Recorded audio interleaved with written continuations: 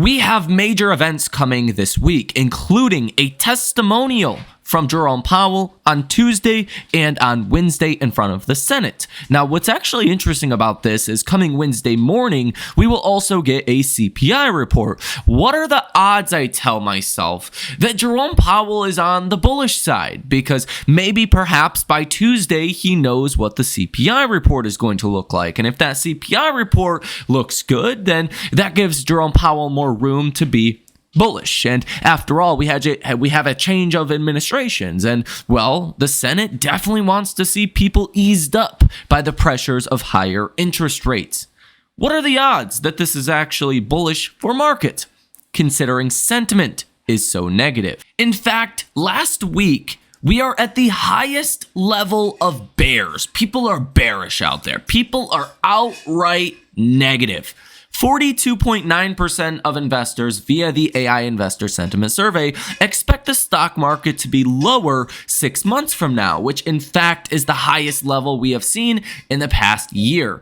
Forget Nvidia falling 17%, forget the yen carry trade blow up, forget a correction we had in April of 2024. No, people are more negative now than any of those other instances. I mean, in fact, after all, well, we have the Super Bowl on Sunday, and if the Chiefs lose, markets could crash, according to historical data. Keep in mind, I live in Michigan, and the Detroit Lions whiffed it in the playoffs. Something incredible. I mean, you couldn't do that twice if you tried. I don't give a rat's ass who wins from, a sports kind of perspective, but there is some historical data where if Philly wins, well, we could have a problem. The last time Philadelphia won the Super Bowl, 2018, it was the worst year for stocks since 2008. And, well, that's the better case scenario. Great Recession, financial crisis, 2008. Phillies won the World Series. 1980, double dip recession of the early 1980s. 1930, Great Depression. 1929, crash of 1929, another recession, the eve of World War I in 1913, panic of 1910 through 1911, 12 months of a recession, and the panic of 1910, 25% bear market, is when the Philadelphia Athletics also won the World Series. So history would say if the Eagles win coming tomorrow, stock market could be in a world of trouble, versus if the Chiefs win, well, the last 3 years the Chiefs have won the AFC. You've seen 2020, 16.3% return, 2023, 24.2% return, and 2024, a 23.3% return. And really every year that you've had an AFC winner, the stock market has done well. Besides 2015, the S&P was slightly negative. Every other year has been really good. On the low side, up 3.5%. On the high side, up almost 30%. Leaving the jokes aside, I do think the big catalyst this week is really twofold. It is one, Jerome Powell on Wednesday or Tuesday. Jerome Powell will be testifying in front of the Senate. Normally, when you get these Senate's testimonies from Powell, the first day is the big day. Like, if there's going to be new information dropped to us, it'll likely be on Tuesday. And Jerome Powell has the opportunity to completely change the narrative here, to acknowledge that maybe government, cutting back on some of the wasteful spending via Doge could actually be positive for inflation, or to say that tariffs are not going to be something they're going to react to, okay? There's a lot of different possible avenues that Powell could take here to really put a dovish spin on things. And I think a big question I have is, does Powell try to do that? This is going to be a little bit different than Jerome Powell getting on the podium for 30 minutes and answering questions, where every little detail or word is critiqued. Okay, Powell has 30 minutes essentially to make it or break it every press conference. 2 press conferences ago, where markets took Powell as really, really hawkish, he kind of dropped the ball. I don't think he tried to be as hawkish as he was. The last conference from Powell, he was on the more dovish side. He definitely took a more dovish tone to things. Well, he's really going to have an opportunity coming Tuesday to drive that home for investors. And I think that is personally what he's going to do. Now, on Monday, we will have consumer inflation expectations, and that's pretty much it. Tuesday, again, you have Jerome Powell, you have a speech from Fed Bowman and Fed Williams at 3:30 p.m., but all eyes are on Powell for Tuesday. On Wednesday, you will get the continuation of Jerome Powell's testimony, but you'll also get the CPI numbers. So core CPI month over month expected at 0.3% versus last month at 0.2%. Core year over year expected at 3.1% versus 3.2% last month.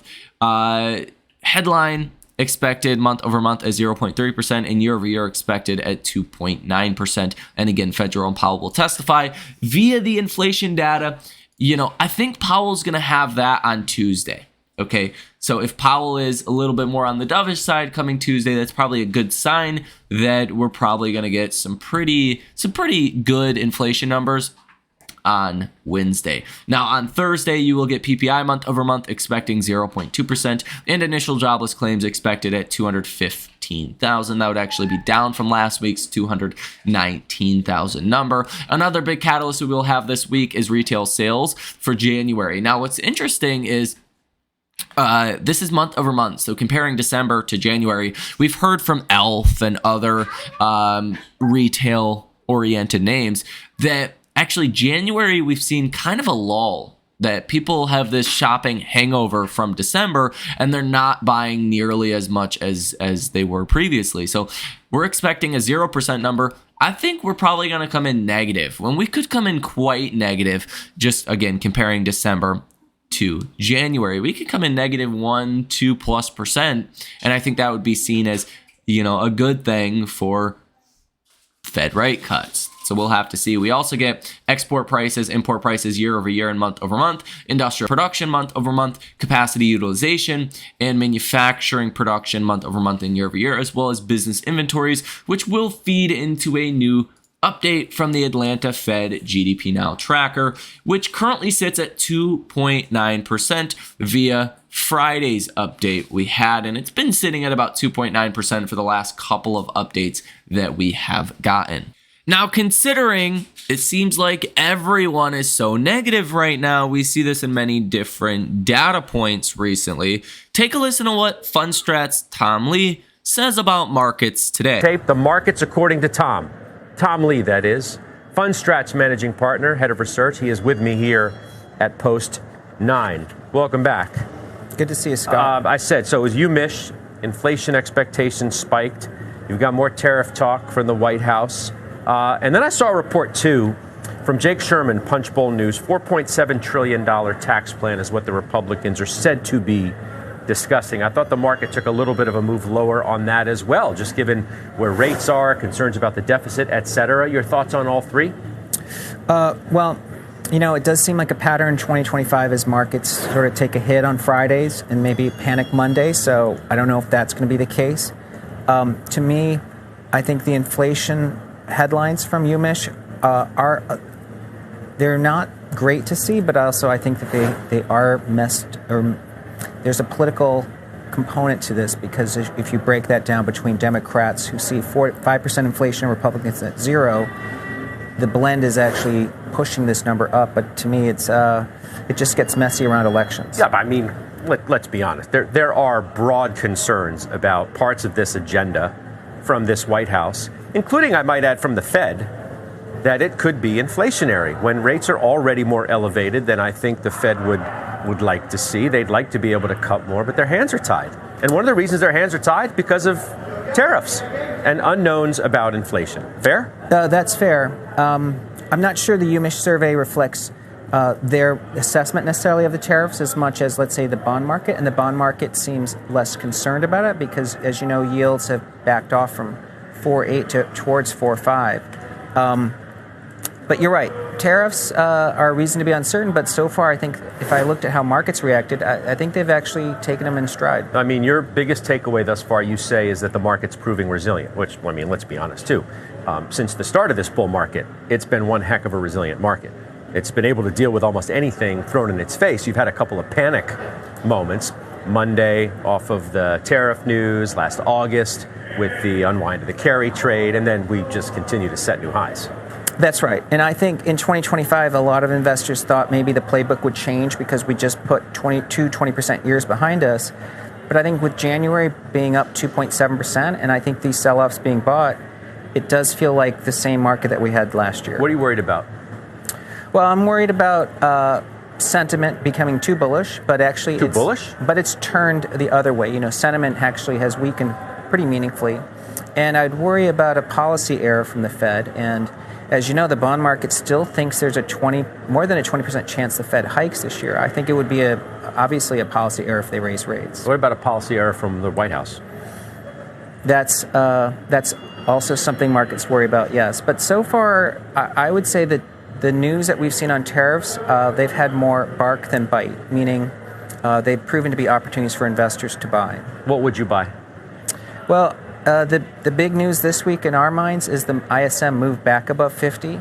That really does point to earnings dispersion improving. So I like industrials, the financials. I mean, the small caps, which have been, not a great outperformer yet, but we still think small caps are going to do well this year. And what happens if some of the uncertainty around DC and policy has a more negative impact on not only sentiment, but actual transactions? I saw a stat today that M&A is off to an incredibly slow start this year, when part of the narrative coming into this year was animal spirits. Can't tell you how many times I heard that phrase over the last 3, 4, 5 months. And What if we don't get that? It's still too early, right? Because we're only 1 month into the year. The recovery in optimism, both in the NFIB and even the ISMs, I do think it would sort of argue CEO confidence should be better. So I would expect M&A. We had all but one of the mega caps report. We got to wait a couple more weeks for NVIDIA. What's your takeaway? Well, it's been a good earnings season so far. The Mag 7 as a group hasn't been great. In fact, they've been a drag on the S&P this year. So part of it is it's telling me I think a lot of good news is baked into some of these names, and especially with CapEx going up. But it doesn't mean I don't think they're market performers. I just think the outperformance this year comes from financials, small caps, industrials. Canaccord Genuity today on the Mag 7. We think it's fair to say this has been the softest quarter for this group collectively in the last few years. Is that a meaningful softness, that maybe the best times for a while are behind it? Well, and that's a relative term, right? Because on an absolute basis, these companies are growing far faster than the S&P. But from what's priced into the stocks, clearly it wasn't a market surprise. That's why year to date they haven't been great. What about you're paying up, in some respects for declining revenue growth, especially in key areas like cloud for some of these players where that's an essential part of why you were willing to pay up in the first place? Does that matter? Well, these are secular stories. So to me, stocks might actually underreact to earnings and they might overreact to earnings over time, and they may consolidate for several years. But to me, the key drivers for why you want to own the Mag 7 haven't changed. Seems like these names have sort of separated themselves from each other. If you look at a chart, for example, of Meta, it's been magnificent. It's like the Magnificent One. And really what I get out of that is you're just going to see a broader market this year. That's the fact of the matter. As we were heading into this year, after the election, I talked about this. I have not been bullish on Mag 7 for a long time. Now, me being negative on Mag 7 and seeing what has kind of transpired so far this year, I'm not shocked by that. I predicted that. The one thing that I'm convinced of that Wall Street is not, where I believe I will be right, is a broadening out of our markets. I believe AI software names are going to do exceptionally well this year. I think industrials are going to do well this year. I agree. Industrials, small caps, financials are likely to do well. And small caps. Okay, I think instead of a 7-stock bull market, we're going to see thousands of stocks in a bull market. Because let's face it, a lot of these stocks that have been beaten down the last couple of years that have not participated in this market have actually done well business-wise. You've just seen a lot of pressure from uncertainties. And, as we ebb and flow through this market, uncertainties change. Okay, they're interest rates, they're the Fed, they're the economy, and there's other things that have been mixed in there every now and again. It's just really held these stocks back from doing well. What I believe will transpire over the coming months is lower than expected inflation, an economy that is not red hot, that is treading water, that's holding up. I think some of the layoffs in the government sector are something we want to watch closely in regards to jobs reports. How that starts to affect the economy could definitely bring about a lot more Fed rate cuts than we're expecting. Now, some of the DOGE efforts in Washington, I do believe, are one of the big reasons why 10-year Treasury yields are falling. I'll put it like this. Take Coca-Cola for an example, and AT&T. Both stocks pay dividends. Coca-Cola, they're never going to pay a 10% dividend like AT&T pays. Why? Because Coca-Cola doesn't have the same bankruptcy risk, at least right now, that AT&T has. So to invest in AT&T, AT&T's stock has had to, kind of raise the dividend, right? And that goes off the market. People don't want to buy AT&T at a 5% dividend because there's too much risk involved. Coca-Cola, vice versa, is never going to trade at a 10% dividend because they don't have the same risk. So yield is based on risk. Okay, 10-year Treasury yields have been so high recently, not really because of longer-term inflation expectations or not because of what the markets think the Fed is going to do longer term, but because of irresponsible deficits and a irresponsible federal government.